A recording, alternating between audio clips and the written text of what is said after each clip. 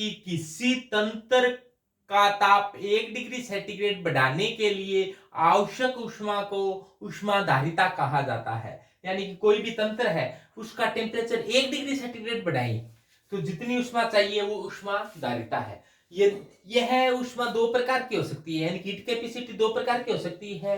यदि constant pressure पर 1 degree centigrade ताप बढ़ाएं तो इसे कहेंगे नियत दाब की ऊष्माधारिता। यानी कि नियत दाब पर किसी पदार्थ का ताप 1 डिग्री सेंटीग्रेड बढ़ाने के लिए आवश्यक ऊष्मा को नियत दाब की ऊष्मा सीपी कहा जाता है। और नियत आयतन की ऊष्मा यानी कि आयतन को नियत रखकर किसी पदार्थ का ताप 1 डिग्री सेंटीग्रेड बढ़ाएंगे। यहां पर आयतन आएगा, आयतन को नियत रखकर किसी पदार्थ का ताप 1 डिग्री सेंटीग्रेड बढ़ाएंगे तो आवश्यक ऊष्मा को क्या कहेंगे? सीवी कहेंगे। तो सीपी का आपने सूत्र कह दें, दाब को नियत रखकर मान लो क्यूपी ऊष्मा दी, यानी दाब को नियत रखकर जो ऊष्मा दी गई और टेम्परेचर बढ़ा मान लो डीटी, तो सीपी बराबर क्या हो सकता है? Delta QP upon DT. QP क्या है? नियत दाब पर दी गई ऊष्मा है। इसी प्रकार सीवी का सूत्र अपने कैसे लिख सकते हैं? सीवी बराबर डेल्टा क्यूवी अपॉन डीटी। यानी 1 डिग्री सेंटीग्रेड बढ़ाने के लिए आवश्यक ऊष्मा को नियत आयतन की ऊष्माधारिता कहा जाता है। विशिष्ट ऊष्मा आ जाए, स्पेसिफिक हीट आ जाए, तब आपको बताना है कि पदार्थ की मात्रा निश्चित करनी पड़ेगी। जैसे इकाई पदार्थ का ताप 1 डिग्री सेंटीग्रेड बढ़ाने के लिए आवश्यक ऊष्मा को विशिष्ट ऊष्मा कहा जाता है। यानी कि इकाई पदार्थ की मात्रा ले ली जाए तब पदार्थ का ताप 1 डिग्री सेंटीग्रेड बढ़ाया जाता है, उसे विशिष्ट ऊष्मा कहा जाता है।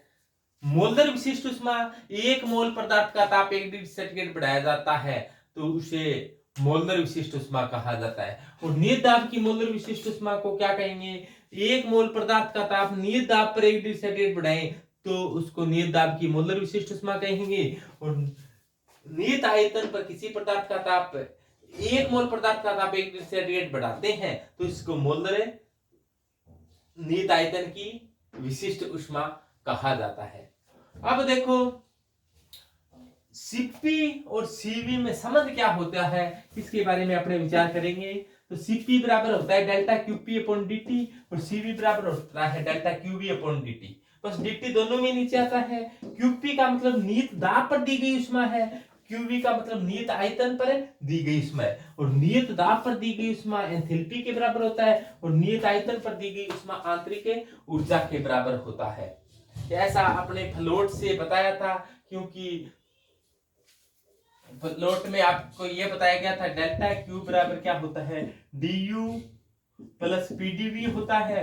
और आयतन नियत आयतन पर दी गई, नियत आयतन पर कोई काम होता नहीं है, काम 0 होता है, तो ये आंतरिक ऊर्जा के बराबर होती है नियत आयतन की ऊष्मा। इसी प्रकार से वो एंथैल्पी के बराबर होती है, क्यूपी होती है वो एंथैल्पी के बराबर होती है, क्योंकि एच बराबर क्या होता है? यू प्लस पीवी होता है। और डेल्टा क्यू बराबर क्या होता है? डी यू प्लस पीडीवी होता है।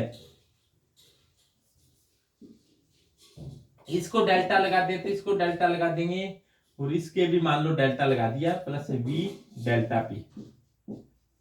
अब देखो ये पीडीवी डेल्टा बराबर क्या है? D you plus PDV.